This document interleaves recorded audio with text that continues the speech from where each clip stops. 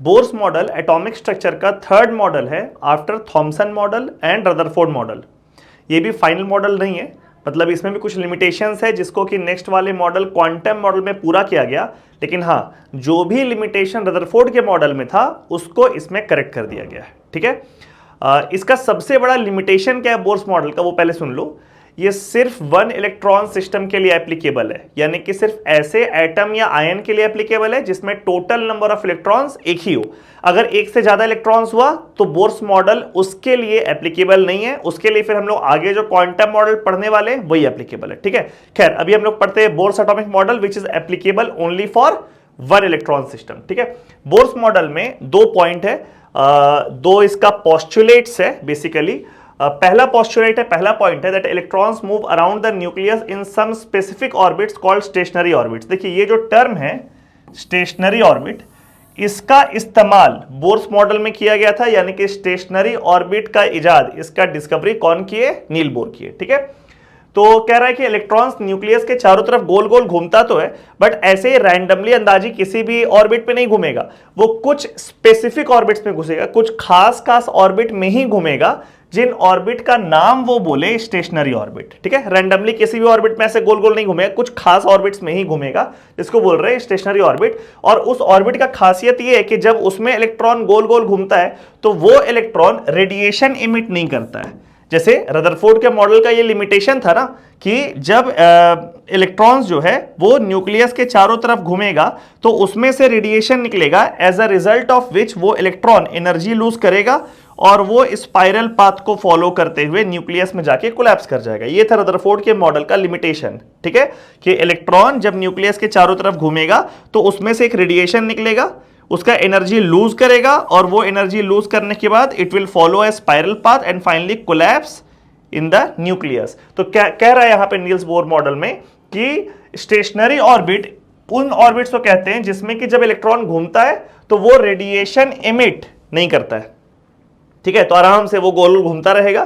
तो अगर radiation emit नहीं करेगा तो mv²/r जो कि उस इलेक्ट्रॉन पे लग रहा है सेंट्रीफ्यूगल फोर्स बाहर के तरफ, और k(q1q2)/r² जो कि उस पे लग रहा है टुवर्ड्स द न्यूक्लियस, वो दोनों एक दूसरे से बराबर होगा। जैसे यहां देखो ये है न्यूक्लियस, ये एक इलेक्ट्रॉन है, तो इसमें बाहर के तरफ लग रहा है सेंट्रीफ्यूगल फोर्स जिसका वैल्यू है mv²/r, और न्यूक्लियस के तरफ इसमें जो फोर्स लग रहा है which is called electrostatic force of attraction which is k(q1q2)/r², वो दोनों एक दूसरे के बराबर रहेगा और उसी ऑर्बिट में, उसी स्टेशनरी ऑर्बिट में इलेक्ट्रॉन घूमता रहेगा। ठीक है, अब इस फोटो में ध्यान से देखना, अगर इसका एटॉमिक नंबर है Z, जो भी एटम या आयन हम लिए हैं उसका एटॉमिक नंबर क्या है? Z। ध्यान रखना है टोटल नंबर ऑफ इलेक्ट्रॉन्स एक ही रह सकता है, बट न्यूक्लियस में प्रोटॉन कितना भी रह सकता है।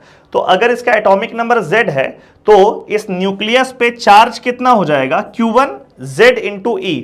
स्मॉल e क्या होता है? स्मॉल e होता है एक इलेक्ट्रॉन या प्रोटॉन के चार्ज का मैग्नीट्यूड। तो अगर एटॉमिक नंबर Z है, मतलब नंबर ऑफ प्रोटॉन्स Z है, तो उसमें न्यूक्लियस पे नेट चार्ज कितना हो जाएगा? ZE। और इलेक्ट्रॉन जो ये E है इसका चार्ज कितना है? तो स्मॉल e। तो Q1 लिख देते हैं यहां पे हम लोग प्रोटॉन का, सॉरी न्यूक्लियस का charge which is Z × E, और Q2 हो गया इस इलेक्ट्रॉन का चार्ज विच इज E। तो यहां पे वैल्यूज को पुट करने के बाद ये थोड़ा सा इस फॉर्म में सिंप्लीफाई हो जाता है। ये वाला फॉर्म थोड़ा ध्यान में रखेंगे, mv²/r सेंट्रीफ्यूगल फोर्स, और Q1 के जगह ZE, Q2 के जगह E, तो क्या बन गया? kZe²/r²। ठीक है, ये है पहला पॉइंट जो बोर्स एटॉमिक मॉडल का पहला पोस्टुलेट है उसका इक्वेशन। ठीक है, ये वाला इक्वेशन बेसिकली रदरफोर्ड के मॉडल में भी था, मतलब वो भी बोले थे कि हाँ इलेक्ट्रॉन जब घूमेगा तो सेंट्रीफ्यूगल फोर्स इलेक्ट्रोस्टैटिक फोर्स बराबर होगा, और ये इक्वेशन तो रहेगा। लेकिन उनके थ्योरी में एक लिमिटेशन था कि एक ही इक्वेशन आया था, जिस वजह से आप दो अननोन यानी कि वेलोसिटी और रेडियस को नहीं निकाल सकते। यहां पे दो अननोन है, वेलोसिटी और रेडियस, तो दो अननोन को निकालने के लिए यू नीड टू इक्वेशंस, और वो रदरफोर्ड एक ही इक्वेशन दिए थे। वो जो दूसरा वाला इक्वेशन वहां पे नहीं दिया गया था उसको यहां पे सेकंड पोस्टुलेट में दिया गया है बोर्स मॉडल में। सेकंड पोस्टुलेट कहता है, ध्यान से देखिए, angular momentum of the electron moving in stationery orbit is integral multiple of h/2π। यानी कि जिस स्टेशनरी ऑर्बिट का हम लोग बात कर रहे हैं उसमें जब इलेक्ट्रॉन घूमेगा तो उसका जो एंगुलर मोमेंटम होगा, एंगुलर मोमेंटम क्या होता है? mvr, m × v is linear momentum multiplied by r is angular momentum. Angular momentum of the electron moving in stationery orbit, stationery orbit में घूमने वाला इलेक्ट्रॉन का एंगुलर मोमेंटम h बाय 2 पाई के integral multiple में होगा। यानी इसको क्या लिखेंगे हम लोग, NH by 2 pi, where n is any integer, n equals to 1 मतलब first stationary orbit, n equals to 2 का मतलब second stationary orbit and so on. ये वाला इक्वेशन रदरफोर्ड के मॉडल में मिसिंग था।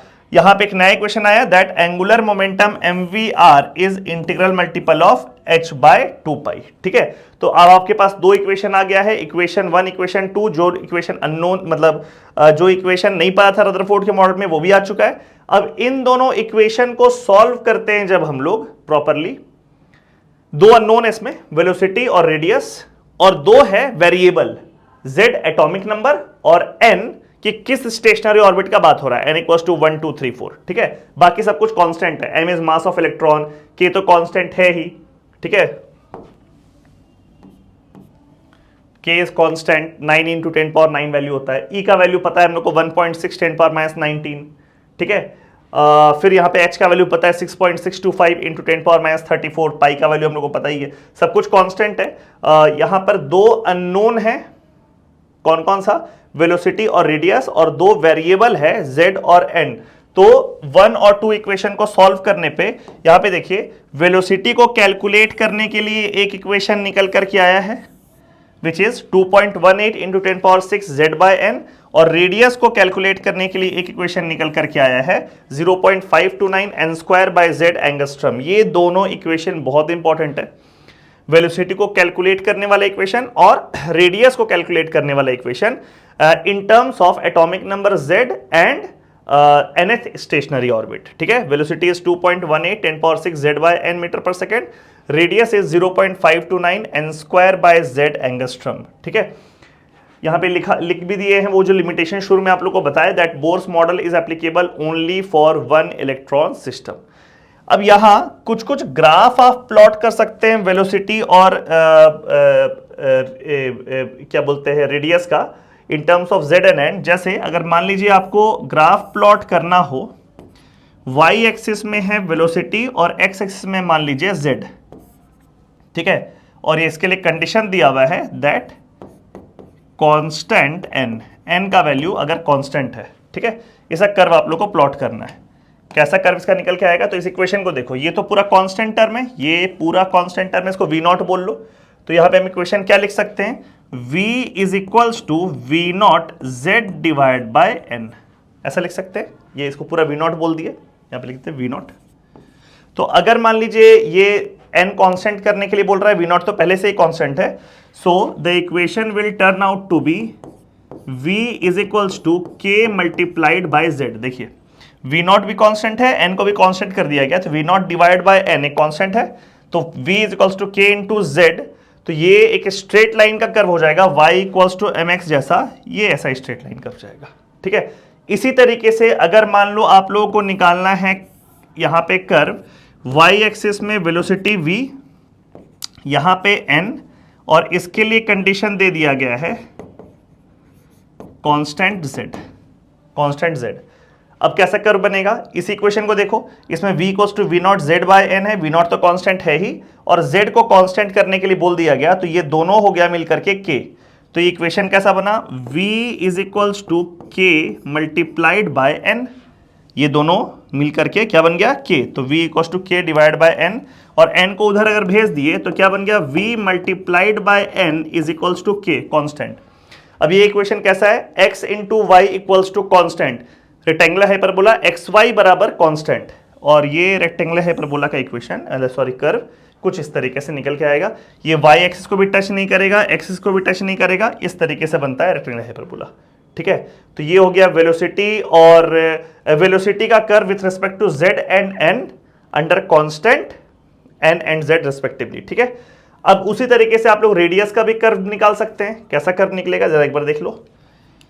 जैसे अगर मेरे को कर्व बनाना है, देखिए y एक्सिस में रेडियस है और x एक्सिस में है z, और यहां पे कंडीशन क्या डाल दिए हम, कांस्टेंट n।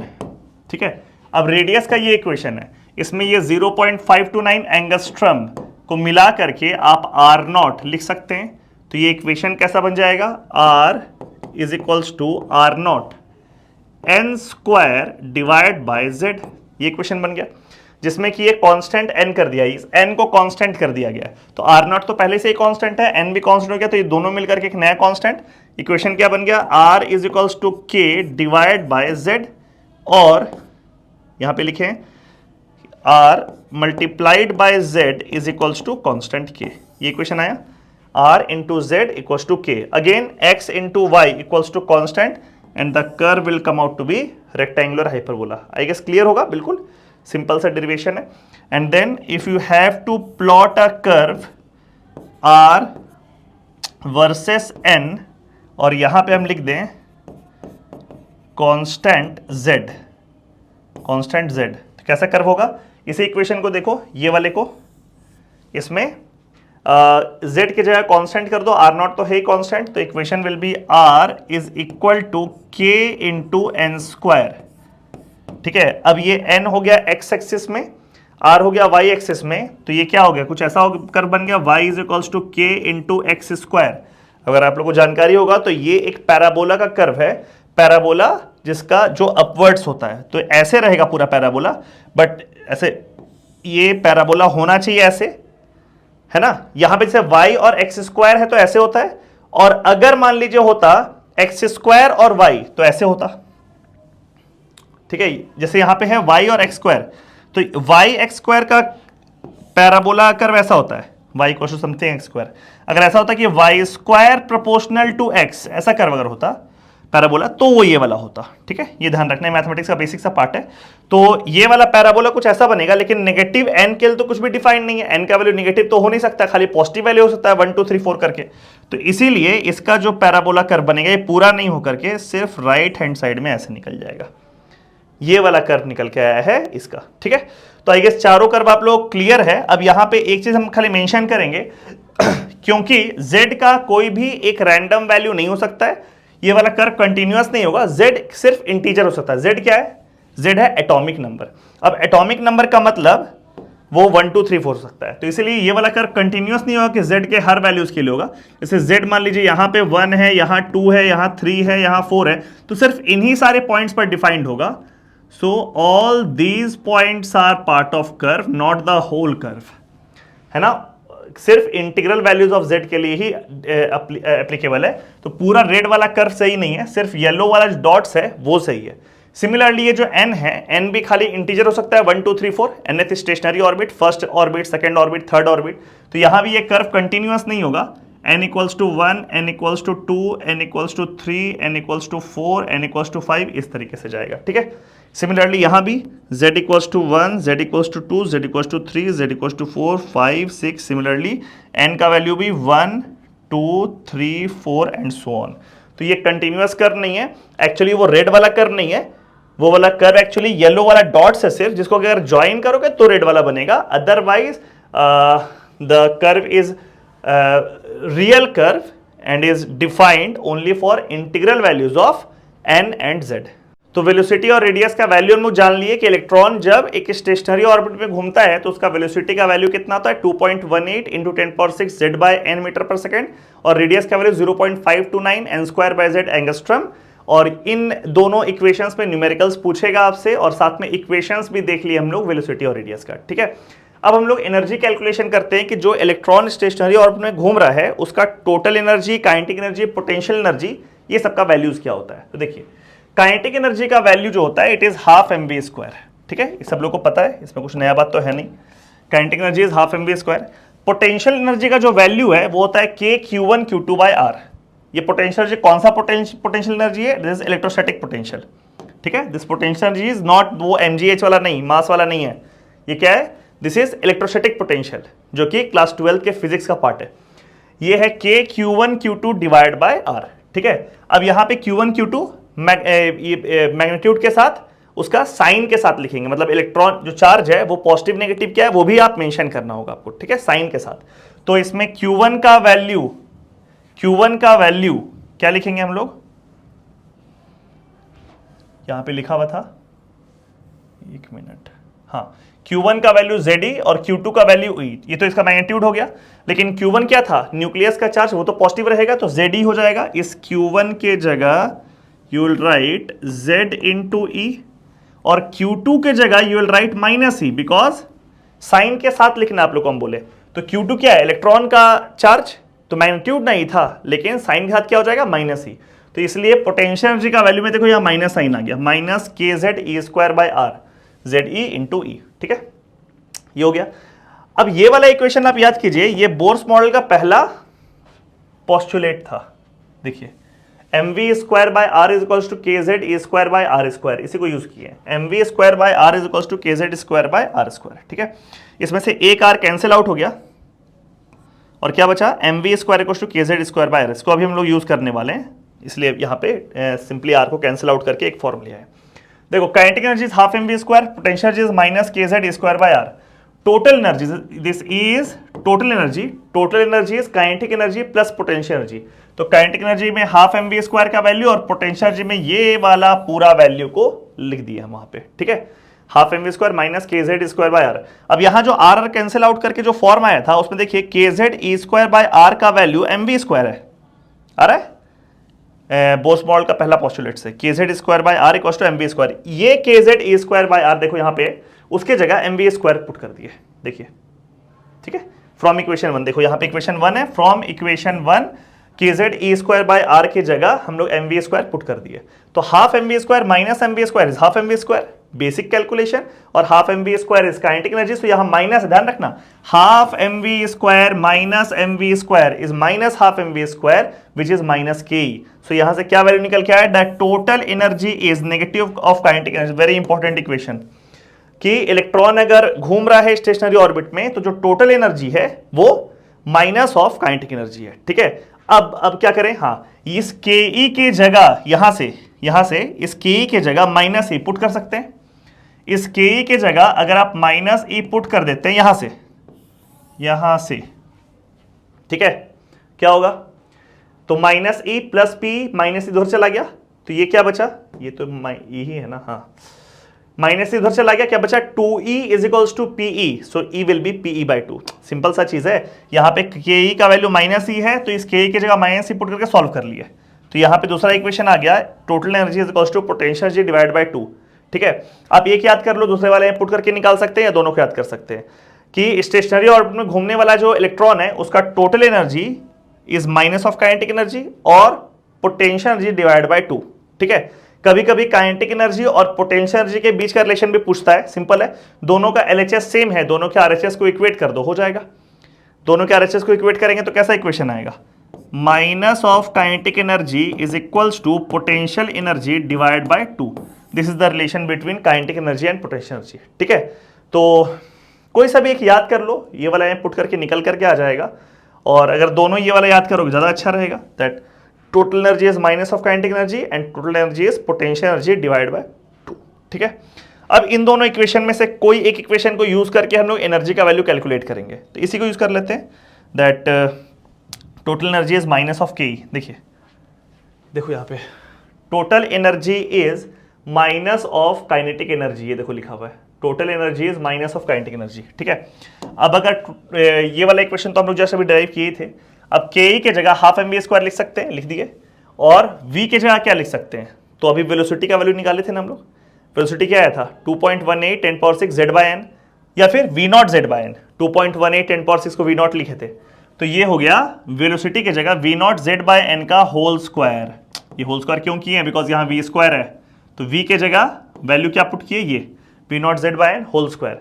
अब एसआई यूनिट में सारा बात कर रहे हैं तो यहाँ पे लिखेंगे जूल, सारा बात ऐसा यूनिट है, सो दिस इज जूल। ठीक है, अब जूल को मेरे को कन्वर्ट करना है इलेक्ट्रॉन वोल्ट्स में, एक बेसिक सा कैलकुलेशन है, जूल को इलेक्ट्रॉन वोल्ट में कन्वर्ट करना है, ई से डिवाइड कर दो, एक कन्वर्जन होता है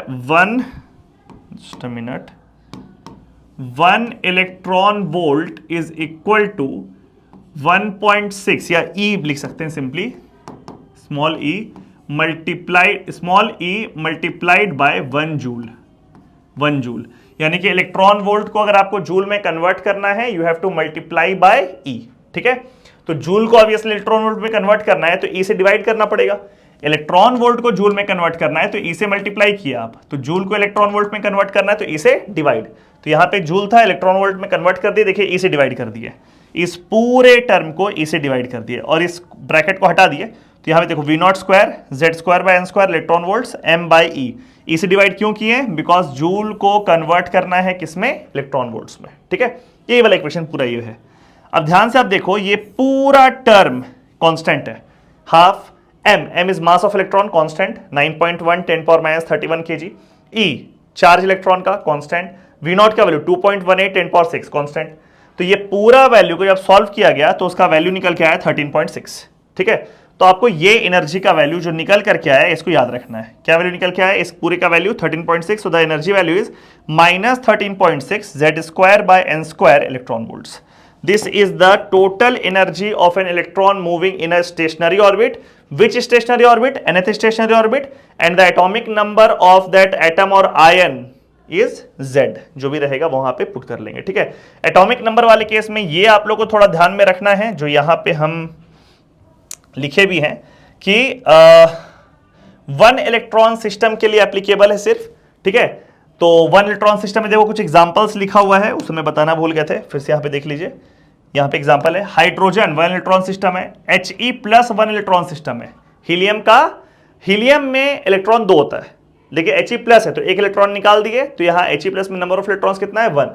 Li2+, लिथियम का एटॉमिक नंबर होता है 3, तो उसमें 3 इलेक्ट्रॉन होता है, 2+ है मतलब 2 इलेक्ट्रॉन निकाल दिए, कितना बचा 1 इलेक्ट्रॉन। Be3+, बेरिलियम का एटॉमिक नंबर 4 होता है, यानी कि इसमें नंबर ऑफ इलेक्ट्रॉन्स 4, 3+ है मतलब 3 इलेक्ट्रॉन निकाल दिए उससे, तब उसका भी कितना नंबर ऑफ इलेक्ट्रॉन्स बचा 1। इन चारों में इलेक्ट्रॉन का संख्या तो 1 है, लेकिन सब में डिफरेंस किस चीज में है, एटॉमिक नंबर में, Z में। Z में हाइड्रोजन का Z का वैल्यू 1 है, इसका Z का वैल्यू 2 है, इसका Z का वैल्यू 3 है, इसका Z का वैल्यू 4 है। Z मतलब प्रोटॉन एटॉमिक नंबर, ठीक है। और अगर कैटायन में कन्वर्ट करते हैं तो इलेक्ट्रॉन का संख्या घटता है, लेकिन नंबर ऑफ प्रोटॉन्स या एटॉमिक नंबर में कोई चेंज नहीं होता है। तो अगर मान लो क्वेश्चन में Li2+ दिया हुआ है तो 1 इलेक्ट्रॉन सिस्टम में बोर्स मॉडल लगाएंगे, सारा फॉर्मूलाज लगाएंगे, लेकिन Z की जगह क्या पुट करेंगे 3, He+ दिया हुआ है, Z की जगह क्या पुट करेंगे 2, ऐसे करके पुट करेंगे, ठीक है। चलिए आगे बढ़ते हैं। तो यहां पे Z square by N square electron volts और -13.6 ये हो गया एनर्जी का वैल्यू। एक बार एनर्जी निकल गया तो आप काइनेटिक एनर्जी और पोटेंशियल एनर्जी भी इस इक्वेशन में पुट करके निकाल सकते हैं, ठीक है। ठीक है, यहां तक तो हो गया। अब यहां पे देखिए, ये एक एटम या आयन का फॉर्म है, बीच में न्यूक्लियस है, ये एक ऑर्बिट बना हुआ है, स्टेशनरी ऑर्बिट, क्या नाम है उसका N1 स्टेशनरी ऑर्बिट, और ऊपर में एक दूसरा स्टेशनरी ऑर्बिट है N2 स्टेशनरी ऑर्बिट, ठीक है। तो ये है N2 हायर एनर्जी पे है, ऊपर है, और ये है N1 लोअर एनर्जी पे है, अंदर है, ठीक है। तो जब एक इलेक्ट्रॉन N2 से N1 जंप करता है, मतलब हायर एनर्जी वाले ऑर्बिट से लोअर एनर्जी वाले ऑर्बिट में जंप करता है, तो एनर्जी लॉस होता है उसका। ऑब्वियसली ऊपर से नीचे जब जंप करेगा तो उसमें एनर्जी का लॉस होगा, और जितना एनर्जी लूज करेगा उतना एनर्जी डिफरेंस के बराबर एक फोटोन इमिट कर देगा। ध्यान रखना, एनर्जी कंजर्वेशन एप्लीकेबल है, energy can neither be created nor be destroyed, ठीक है। तो अगर N2 से N1 एक इलेक्ट्रॉन जंप किया है तो उसका कुछ एनर्जी डिक्रीज किया होगा, वो कुछ ना कुछ एनर्जी लूज किया होगा। कितना एनर्जी लूज करेगा, तो जितना भी एनर्जी वो लूज करेगा उतना एनर्जी के बराबर एक फोटोन वहां से इमिट हो गया। देखिए ये फोटोन यहां से निकल गया है, यहां से फोटोन निकला ये, और इस फोटोन का एनर्जी को हम बोल रहे हैं EP, energy of this photon is EP। तो अभी जो हम लोग सीखे एनर्जी कंजर्वेशन, उसके अनुसार EP is equal to EN2 minus EN1। EP क्या है, फोटोन का एनर्जी, EN2 क्या है, उस इलेक्ट्रॉन की एनर्जी जब वो N2 वाले लेवल पे था, EN1 क्या है, जब वो जंप करके N1 पे आया तो N1 पे उसका एनर्जी क्या हो गया। तो ये जो डिफरेंस एनर्जी है, उस डिफरेंस एनर्जी के बराबर के एनर्जी का एक फोटोन इमिट हो गया EP, ठीक है। अब EN2 का वैल्यू देखो, एनर्जी का इक्वेशन ये रहा, तो इसी वैल्यू को पुट करेंगे, बस n की जगह क्या पुट कर देंगे N2। देखिए -13.6 Z square divide bye N2 square, है ना। और फिर ये N1 है तो यहाँ पे N1 स्क्वायर कर दिए, यहाँ पे भी माइनस है और यहाँ पे भी माइनस है, दोनों माइनस को मिलाए तो प्लस हो गया। देखिए -13.6 Z square bye N2 square plus 13.6 Z square bye N1 square, ठीक है। इसमें 13.6 Z स्क्वायर को कॉमन ले लिए, अंदर में ब्रैकेट में क्या आया, तो यहाँ -1 by N2 square plus 1 by N1 square, उसको ऐसे लिख दिए 1 by N1 square minus 1 by N2 square. ये जो इक्वेशन आया है ये भी आप लोगों को ध्यान में रखना है, मतलब सारा इक्वेशन याद करो जरूरी नहीं है, अगर ये वाला याद रहेगा तो ये तो 2 लाइन में डिराइव भी हो जाएगा, but still energy of photon is 13.6 z square 1 by n1 square minus 1 by n2 square, where n2 is the higher energy level from which electron jumps and n1 is the lower energy level to which electron jumps. ठीक है, और इतना energy का photon वहां से निकल गया. ठीक है, अब फोटोन के एनर्जी का फॉर्मूला होता है hc by lambda. Energy of photon is hc by lambda. ये प्लैंक्स क्वांटम थ्योरी से आया था. ठीक है, तो hc by लैम्डा इज 13.6. अच्छा ये वाला देखो, ये जो एनर्जी है ये तो इलेक्ट्रॉन वोल्ट्स में, इसमें कोई डाउट नहीं होना चाहिए, बिकॉज यहाँ इलेक्ट्रॉन वोल्ट्स है तो वहां पे इलेक्ट्रॉन वोल्ट्स होगा. उसको अगर जूल में आप कन्वर्ट करोगे तो इलेक्ट्रॉन वोल्ट्स को जूल में कन्वर्ट करने के लिए you have to multiply by e, है ना, अभी जस्ट पढ़े थे हम लोग. तो इसको जूल में कन्वर्ट कर दिए, देखो ई से मल्टीप्लाई कर दिए यहाँ पे, तो वो जूल में कन्वर्ट हो गया. ठीक है, अब hc by lambda is equals to this much joule. अब 1 by लैम्डा इधर छोड़े और hc को उधर भेज दिए, तो क्या इक्वेशन है 13.6 e divide by hc z square 1 by n1 square minus 1 by n2 square. ध्यान से देखिए ये पूरा टर्म एक कांस्टेंट टर्म है ना. 13.6 e का वैल्यू क्या है, वो इलेक्ट्रॉन का चार्ज का magnitude, h Planck's constant, c is speed of light in vacuum 3 × 10⁸ metre per second. तो ये सारा कांस्टेंट टर्म है जिनका वैल्यूज को पुट करने के बाद जो वैल्यू निकल करके आता है उसको हम लोग कहते हैं RH, रिडबर्ग कांस्टेंट. ये पूरा मिला करके कहलाता है RH, which is Rydberg constant. इसका वैल्यू है 1.1 इंटू 10⁷ पर मीटर. ये भी याद रखना है आपको, 1.1 इंटू 10⁷ पर मीटर लगभग वैल्यू. एग्जैक्ट वैल्यू में अगर जाएंगे आप स्कूल के टर्मिनल एग्जाम में अगर आएगा और एग्जैक्ट कैलकुलेशन में इट इज 1096780 पर मीटर. ठीक है, ये एग्जैक्ट वैल्यू हो गया. और अगर अप्रोक्सीमेशन पे हम लोग जा रहे हैं ऑब्जेक्टिव क्वेश्चन में तो 1.1 10⁷ पर मीटर. और ये RH वैल्यू पुट करने के बाद ये पूरा इक्वेशन निकल के आया ना. The significance of this equation is, बहुत सिंपल सा बात है, ये आपको बताता है कि जब n2 से n1 इलेक्ट्रॉन जंप करेगा तो जो फोटोन निकलेगा उसका एनर्जी कितना होगा, और ये कह रहा है कि उसका वेवलेंथ कितना होगा. भाई जो फोटोन निकला है वो फोटोन का कुछ वेवलेंथ भी तो होगा, तो उसका एनर्जी उतना होगा और उसका वेवलेंथ इतना होगा. अगर रिडबर्ग कांस्टेंट का वैल्यू आप पर मीटर में यहां पुट कर रहे हैं तो लैम्डा का वैल्यू जो निकल करके आएगा वो निकलेगा मीटर्स में. अब इलेक्ट्रॉन्स जब हायर एनर्जी लेवल से लोअर एनर्जी लेवल पे जंप करता है तो उस ट्रांजिशन के वजह से एक फोटोन इमिट होता है, और इस तरह का बहुत सारा ट्रांजिशंस पॉसिबल है. कोई भी हायर एनर्जी लेवल से लोअर एनर्जी लेवल पे अगर जंप हो रहा है तो बहुत सारा ट्रांजिशंस ऐसा पॉसिबल है, और वो सारे ट्रांजिशंस को मिला करके कहते हैं हम लोग हाइड्रोजन स्पेक्ट्रम. अगर वो एटम है हाइड्रोजन तो सारे ट्रांजिशंस को मिलाकर के कहते हैं हम लोग हाइड्रोजन स्पेक्ट्रम.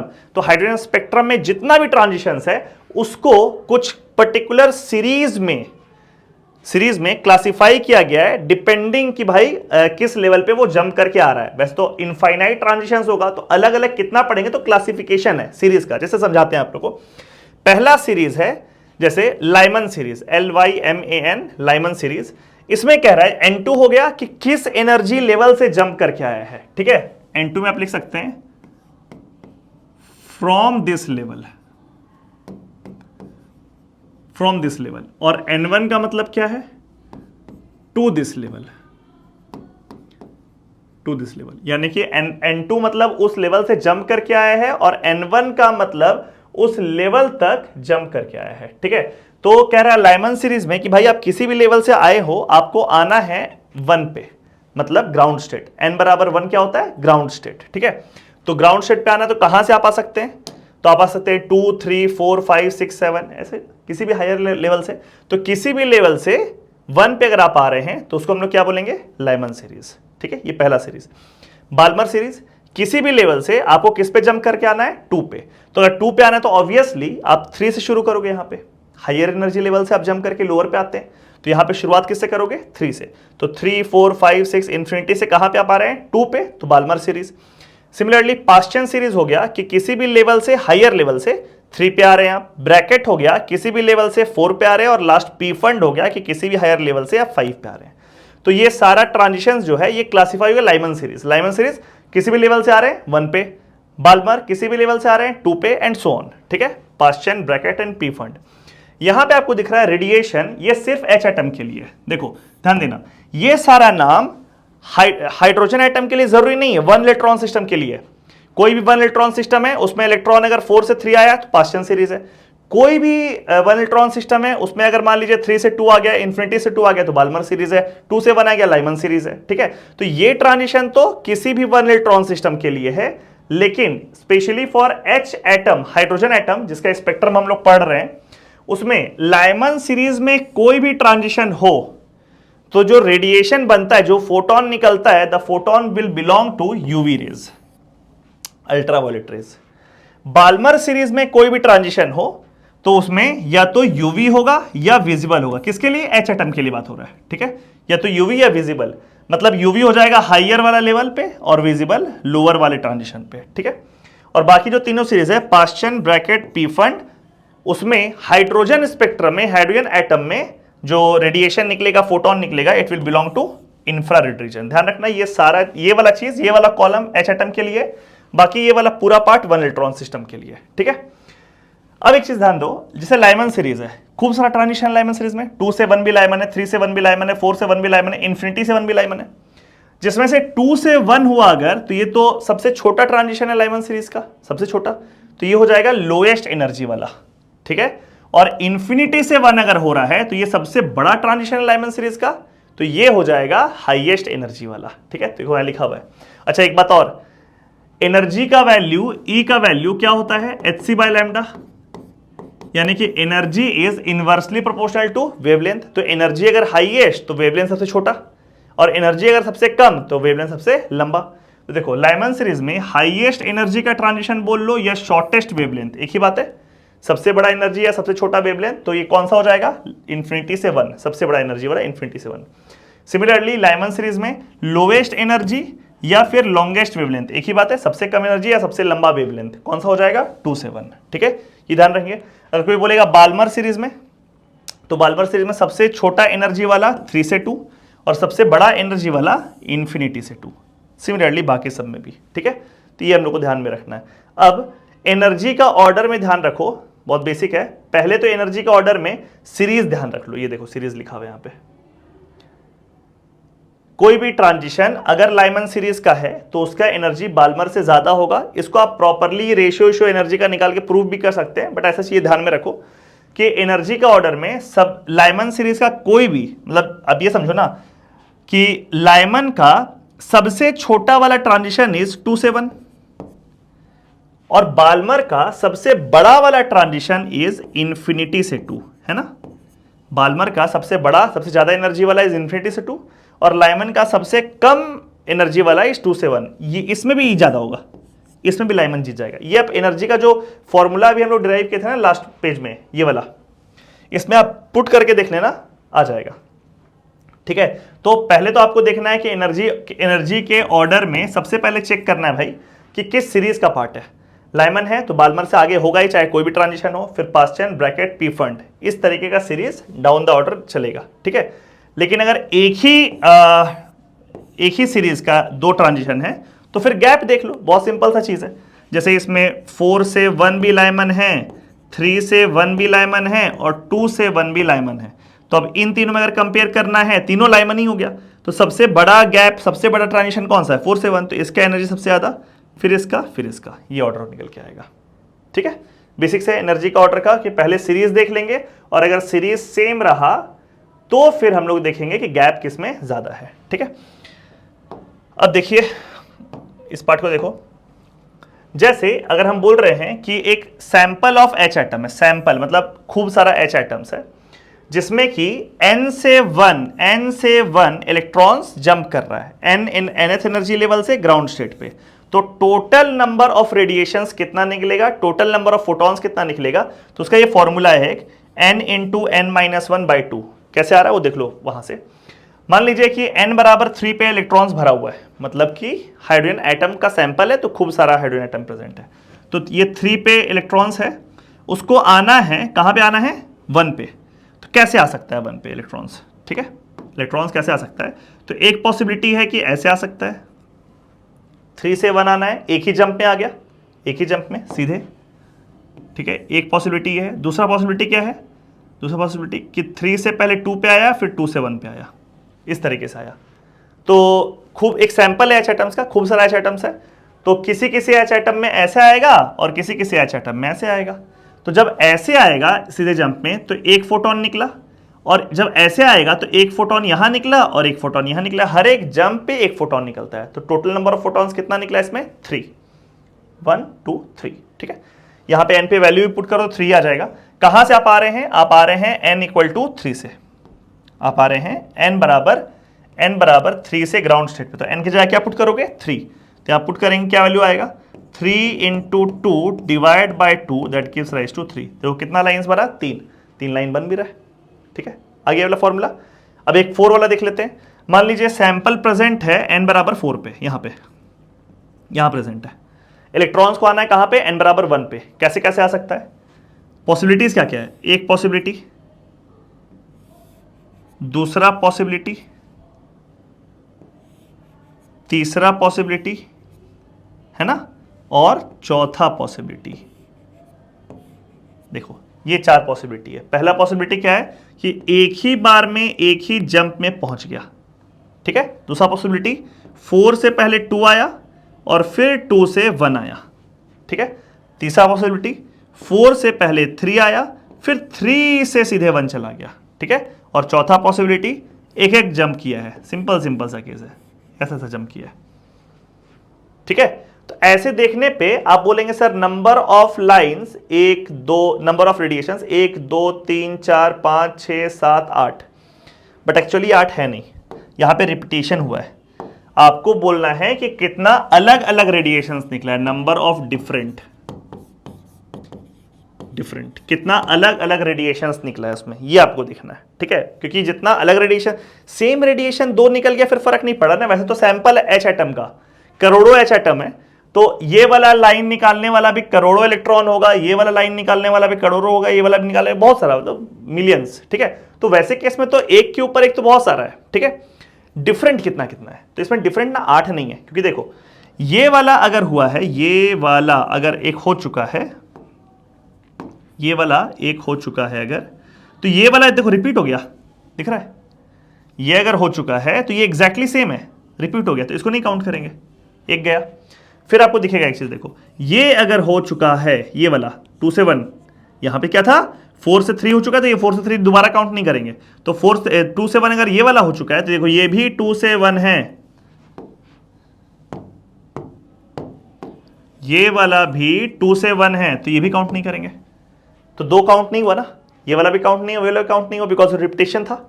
तो यहां पे टोटल कितना निकल के आया? 6। कब? जब आप 4 से 1 जंप कर रहे हैं तो कितना लाइंस निकल रहा है, कितना रेडिएशंस निकल रहा है? डिफरेंट 6। फॉर्मूला पुट करो, 6 आ जाएगा। n की जगह पुट करो 4, तो 4 इंटू 3 डिवाइड बाई 2, देखो 6 आ गया। ठीक है, तो ऐसे निकालने का हर जगह जरूरत नहीं है, ये वाला फॉर्मूला याद कर लो कि nth लेवल से फर्स्ट लेवल पे अगर सैंपल है H एटम का, तो इलेक्ट्रॉन्स जब आएगा तो total number of radiations, different radiation, total number of photons, total number of spectrum में लाइंस कितना बनेगा? The formula is n into n-1 divide by 2।